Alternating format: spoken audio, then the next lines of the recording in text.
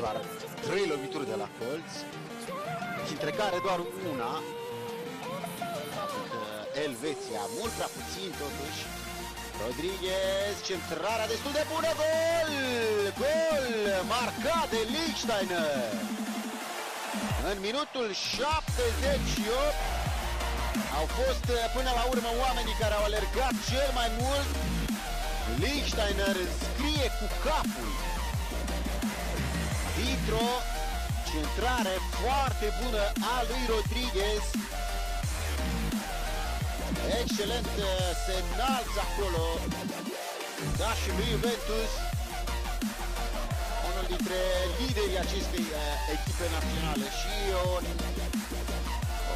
poate o descătușare a elvețienilor în această partidă complicată.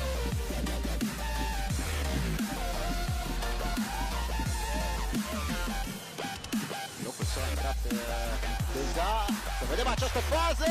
Este 2-0 pentru Elveția. Gol marcat de Shaqiri.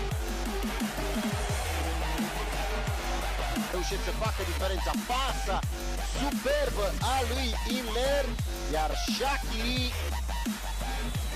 finalizează simplu, ajutat foarte mult și de preluare, trimite printre picioarele lui Forsyth. În 5 minute Elveția rezolvă practic această partidă.